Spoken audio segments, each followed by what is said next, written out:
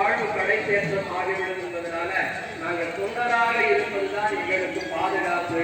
பேசுவது ஞானாசிரியர் என்று அவர்கள் சொன்னாலும் கூட நாங்கள் தொண்டர்தான் என்பதை உங்களிடத்தில் அறிமுகப்படுத்திக் கொண்டு பாதுகாப்பை ஏற்படுத்திக் கொண்டு இந்த சிந்தனையை தொடர்ந்து செய்கின்றோம். பெரிய புராணம் என்பது கைலாயத்திலே தொடங்கி கைலாயத்திலேயே நிறைவு செய்யக்கூடிய அருமையான உலகத்தில் எத்தனையோ சமயங்கள் இருக்கின்றன, எத்தனையோ வழிபாட்டு நிலைகள் இருக்கின்றன. அதையெல்லாம் எல்லாம் திருத்தொண்டர் தொகை என்று நம்பிகளாலும் திருத்தொண்டர் அந்தாதி என்று நம்பியாண்டார் நம்பிகளாலும் திருத்தொண்டர் புராணம் என்று சேக்கிழார்கள் விரித்து கொடுத்து நாயன்மார்களை இந்த உலக அறிய செய்வதை போல வைணவத்தில் 12 ஆழ்வார்களை போற்றி பாடுவதற்கு எந்த ஒரு பதிகமும் நூலும் அமையவில்லை என்பது வைணவ பெருமக்களே நினைக்கக்கூடிய சிறப்புடைய நினைப்பாக அமையப்பட்டிருப்பது நம்முடைய சமய நெறி என்பதை பார்க்கிறோம். அத்தகைய சமய நெறியில் அமையப்பட்ட பூசியதை போல பள்ளி சூழல் இருக்கக்கூடிய அந்த திருக்கைலாயம் என்றுதான் 1000க்கு பிறகாக பெரிய புராணத்தின் முதல் பாடல் உலகெல்லாம் உணர்ந்து ஓதுகிறார். பொன்னில் வெந்நீர் குறைந்தன அந்த கைலாயமலை பொன்போக்குகிறார். தென் திசையிலே இருந்து வடதிசை நோக்கி ஒரு ஒளி வெள்ளம் பெருகியது. அதை கண்ட மாத்திரத்தில் உபன்மன்யு முனி எழுந்து முனிவர் எழுந்து வணங்கியதுதான் அதிசயமாக அவர்கள் பார்க்கிறார்கள். என்ன காரணம் என்று சொன்னால் இந்த முனிவர் அடியார்களுக்கும் அப்படித்தான், முனிவர்களாகிய கைலாயத்தில் இருக்கக்கூடிய எல்லா உயிர்களுக்கும் அதுதான் இயல்பு.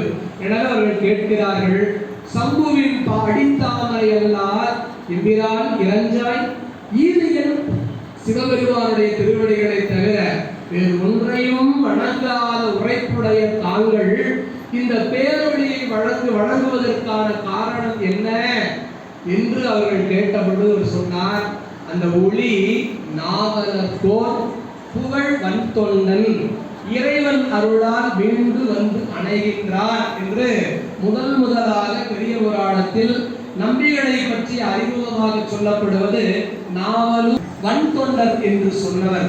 மூன்றாவதாக சொன்ன நாமம் இந்த மண்ணுலகில் நம்முடைய நம்பிகளுக்கு இயற்பெயராக அமைய பெற்றிருக்கின்ற திருநாமம் சொன்னார். நம்பி ஆளுநன் என்ற திருநாமத்தை அவர் சொன்னார் என்று பார்க்கிறோம். அவர் நாம் தொழும் தன்மையார் என்று பணத்தினார் தீண்டேன் என்று திருநீலகண்ட குயவனார் சொன்னார். அதுபோல இவர் என்னோட நான் வணங்கும் தன்மைன்னு சொல்லாம நாம் எல்லோரும் வணங்கக்கூடிய தன்மைன்னு சொன்னார். பார்த்தீங்களா, அந்த சொல் மிக மிக சிறப்புடையது. என்ன காரணம் என்று சொன்னால் அந்த நாம் என்று அவர் சொன்னது அந்த கைலாயமலை சாரலில் இவரை சார்ந்து இருக்கக்கூடிய சூழ்ந்து இருக்கக்கூடிய அந்த முனிவர்களுடைய கூட்டத்தை மட்டும் சொல்லவில்லை. இன்று அமர்ந்து இந்த திருக்கூட்டத்தில் வந்து இந்த இடத்துல அமர்ந்திருக்கக்கூடிய அத்துணை சிவனடியார் உலகெங்கிலும் யாரெல்லாம் திருநீர் பூசி உருத்திராக்கள் கொண்டு சிவனடியார் என்ற சிறப்பை பெற்றிருக்கிறார்களோ அவர்கள் அத்துணை பேரும் வணங்கத்தக்க தன்மை உடையவர் என்று ரொம்ப அழகாக எடுத்து சொன்னார். அப்படி சொன்ன உடனே அவர்களெல்லாம் கேட்டாங்க, அவலம் என்று தெரிகிறது. அதுபோல அவர்கள் சொன்னாங்க, அந்த அருளாளர் என்று நீங்கள் சொன்ன நம்பி ஆளுவருடைய வரலாற்றை நாங்களும் தெரிந்து கொள்ளலாமா என்று கேட்டார். உடனே அந்த முனிவர் சொல்ல தொடங்குகிறார், கைலாயத்துல நம்முடைய நம்பிகளுடைய புராணத்துல கையாளப்படவில்லை. அதே போல நம்முடைய நம்பிகள் திருப்பாட்டு பாடி இருக்கிறார்.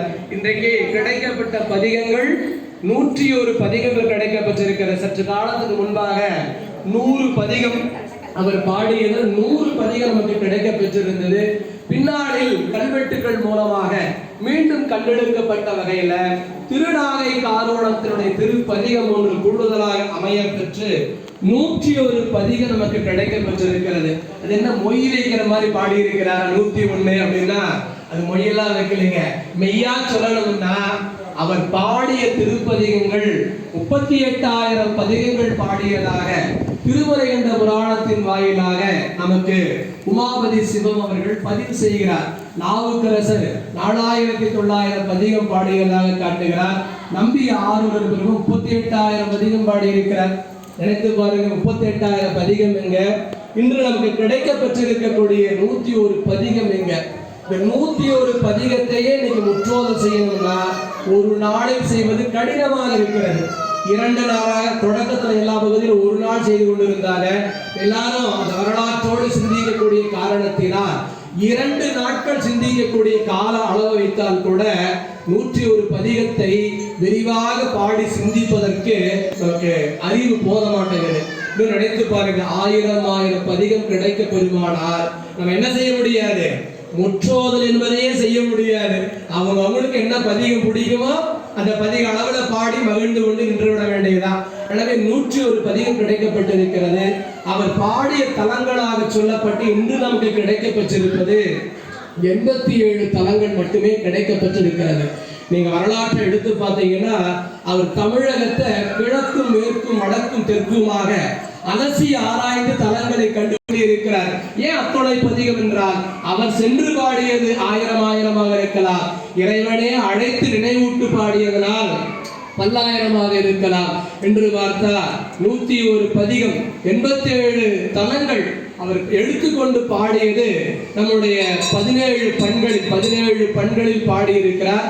அதில் சிறப்பு பண்ணாக நம்முடைய சமயக்குறவர்களில் ஞானசம்பந்த பெருமானும் நாவுக்கரசு பெருமானும் கையாளாத திருப்பதிகம் பண்ணாக விளங்குவது செந்துருத்தி என்று சொல்லக்கூடிய பன்முதலாக அவர் 17 பண்களில் திருப்பதிகம் பாடி